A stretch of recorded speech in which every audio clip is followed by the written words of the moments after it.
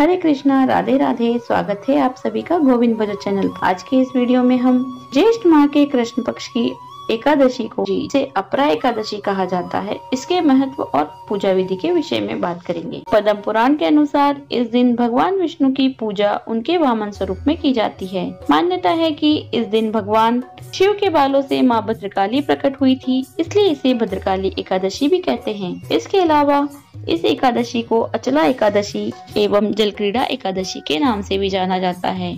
गर्मी बहुत होती है, इसलिए ठाकुर जी को इस दिन नौका विहार या जलक्रीड़ा करवाना चाहिए। इससे इस एकादशी का नाम जलक्रीड़ा एकादशी पड़ता है। वैसे तो एकादशी व्रत के दिन भगवान विष्णु की पूजा की जाती है, परंतु इस एकादशी के दिन माँ भद्रकाली का भी व्रत रखा जाता है, इसलिए इस दिन का महत्व और भी बढ़ जाता है। यह एकादशी बहुत पुण्य प्रदान करने वाली है, बड़े बड़े पातकों का नाश करने वाली है। अपरा एकादशी के व्रत के प्रभाव से ब्रह्म हत्या, भूत योनि, दूसरे की निंदा, पर स्त्री गमन, झूठी गवाही देना, झूठ बोलना, झूठे शास्त्र पढ़ना या बनाना, झूठा ज्योतिष बनना या झूठा वैद्य बनना आदि सभी पाप नष्ट हो जाते हैं। मान्यता है कि इस दिन एकादशी का व्रत रखने से जाने अनजाने में किए गए सभी पापों से मुक्ति मिल जाती है एवं परिवार में सुख शांति एवं समृद्धि आती है। अपरा एकादशी का व्रत करने से भगवान श्री हरि विष्णु मनुष्य के जीवन से दैहिक, दैविक, भौतिक कष्टों को दूर कर अपार पुण्य प्रदान करते हैं। अपरा एकादशी का उपवास करके इसके महत्व को पढ़ने या सुनने से सहस्त्र गोदान का फल मिलता है। काशी में शिवरात्रि का व्रत करने से जो पुण्य प्राप्त होता है, गया में पिंडदान करने से पितरों को तृप्ति प्रदान करने वाले पुरुष जिस पुण्य का भागी होता है, बृहस्पति के सिंह राशि पर स्थित होने पर गोदावरी में स्नान करने वाला मनुष्य जिस फल को प्राप्त करता है, बद्री का आश्रम की यात्रा के समय भगवान केदार के दर्शन तथा बद्री तीर्थ के करने से जो पुण्य फल प्राप्त होता है, तथा सूर्य ग्रहण के समय कुरुक्षेत्र में दक्षिणा सहित यज्ञ करके हाथी घोड़ा स्वर्ण दान करने से जो फल की प्राप्ति होती है, ठीक ऐसे ही अपरा एकादशी के व्रत से भी मनुष्य वैसे ही फल प्राप्त करता है। आइए जाने अपरा एकादशी की पूजा विधि के विषय। एकादशी से एक दिन पहले दशमी तिथि से ही व्रत के नियमों का पालन करें। दशमी के दिन शाम में सूर्यास्त के बाद भोजन नहीं करना चाहिए। रात्रि में भगवान का ध्यान करते हुए जमीन पर सोना चाहिए। ब्रह्मचर्य व्रत का पालन करना चाहिए। अपरा एकादशी के दिन ब्रह्म मुहूर्त में उठकर घर की साफ सफाई करें। शौच आदि क्रियाओं से निवृत्त होकर स्नान ध्यान करें। याद रखें, एकादशी के दिन घर में झाड़ू नहीं लगाना चाहिए। एकादशी की सुबह व्रत करने वाला व्यक्ति पवित्र जल से स्नान करने के बाद साफ वस्त्र धारण करे। व्रत करते हुए काले नीले कपड़े पहनने से बचे। सबसे पहले गंगा जल पूरे घर में छिड़कें, साथ ही हल्दी से घर के मुख्य द्वार पर स्वस्तिक बनाएं। व्रत का संकल्प लेकर भगवान विष्णु की पूजा करें। अगर आपके सेवित विग्रह हैं, जैसे बाल गोपाल, युगल सरकार या शालिग्राम जी, तो उनका पंचामृत से स्नान करवाएं। सुंदर श्रृंगार करें। अगर सेवित विग्रह नहीं है तो आप तस्वीर की पूजा कर सकते हैं। फिर भगवान को रोली मूली अर्पित करें। इसके बाद शुद्ध घी का दीपक जलाएं। फिर फूल, चंदन, मौसमी फल, नारियल और मेवे चढ़ाएं। भगवान विष्णु की पूजा करते वक्त तुलसी के पत्ते अवश्य रखें। अपने और पूजा में बैठे सभी को रक्षा सूत्र यानी कलावा बांधे तिलक लगाएं। भगवान को पीली मखाने की खीर का भोग लगाएं। तुलसी दल डालकर भगवान को नैवेद्य का भोग लगाएं। याद रखें, पूजा के लिए तुलसी पहले ही तोड़कर रख लें। एकादशी की कथा सुने।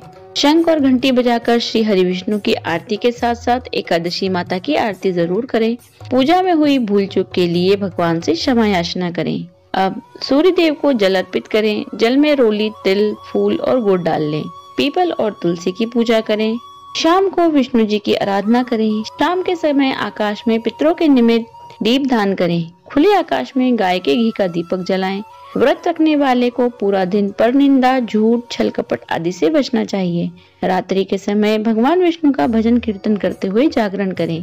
द्वादशी तिथि को यानी एकादशी के अगले दिन प्रातः स्नान आदि से निवृत्त होकर पूजन करें। किसी ब्राह्मण को भोजन करवाएं और यथाशक्ति दान दक्षिणा देकर विदा करें। इसके बाद स्वयं भी भोजन कर व्रत का पारण करें। तो यह था महत्व अपरा एकादशी का और पूजा विधि। कुछ सरल उपायों की चर्चा करेंगे। यदि हो सके तो ये सभी उपाय करें, यदि न हो सके तो जो भी उपाय आप कर सकते हैं वह अवश्य करें। तो चलिए शुरू करते हैं। एकादशी की शाम को पानी के निकास द्वार, जिसे नाली भी कह सकते हैं, वहां पर सरसों के तेल के दीपक जलाएं। याद रहे, स्नान घर या शौचालय की नालियों पर ना जलाएं। आप रसोई घर की नाली पर, घर के मुख्य द्वार की नाली पर जला सकते हैं। भगवान विष्णु के मंत्रों का अधिक से अधिक जाप करें। हो सके तो एकादशी के दिन विष्णु सहस्त्र नाम का पाठ अवश्य करें। इससे घर की नकारात्मक ऊर्जा समाप्त होती है। भगवान विष्णु को नए पीले वस्त्र अर्पित करें। यदि घर में सेवित विग्रह हैं, जैसे लड्डू गोपाल जी, लक्ष्मी नारायण जी, युगल सरकार, शालिग्राम जी, तो उन्हें पीले वस्त्र अर्पित करें। यदि घर पर विग्रह ना हो तो मंदिर में अर्पित कर सकते हैं। यदि मंदिर में पूरी पोशाक अर्पित करने का सामर्थ्य ना हो तो पीला पटका आदि भी अर्पण कर सकते हैं। भगवान विष्णु को केसर का तिलक लगाएं। स्वयं वो तिलक लगाकर घर के बाकी सदस्यों को भी लगाएं। घर की दक्षिण दिशा में चावल की एक पोटली बनाकर टांग दें। हर शनिवार यह पोटली बदलें। पुराने चावल की पोटली के चावल मंदिर में दान करें। शनि महाराज के प्रभाव से राहत पाने के लिए काले कपड़े में चावल, लौंग, नमक डालकर जमीन में गाड़ दें। यह भी बहुत असरदार होता है। पीपल के वृक्ष में जल अर्पित करें। घी का दीपक जलाएं। पीपल की परिक्रमा करें। कम से कम 11 परिक्रमा अवश्य करें। काले कपड़े में काले तिल बांधकर पीपल के वृक्ष में टांग दें। 1 रुपए के सिक्के को सरसों के तेल में डुबोकर निकाल लें और विष्णु मंदिर में चढ़ाएं। शंख में तुलसी पत्र डालकर भगवान विष्णु का अभिषेक करें। 1 मुट्ठी अन्न में आप कोई भी अन्न ले सकते हैं। सरसों के तेल की कुछ बूंदें छिड़कें और किसी जरूरतमंद को दान दें। चने की भीगी हुई दाल गाय को खिलाएं।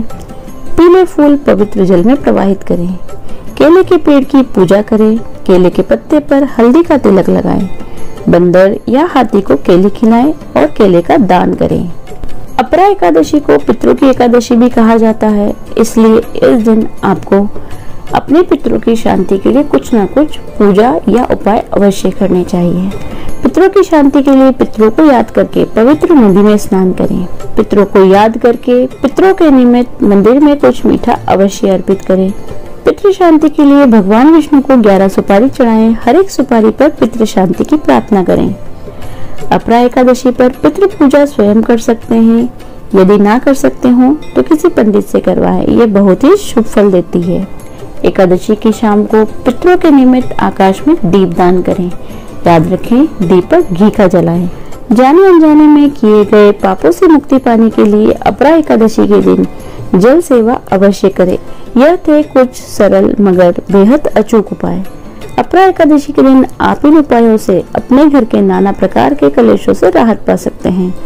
धार्मिक मान्यताओं के अनुसार गंगा तट पर पितरों को पिंड दान करने से जो फल प्राप्त होता है, वह फल अपरा एकादशी के व्रत को करने से मिलता है।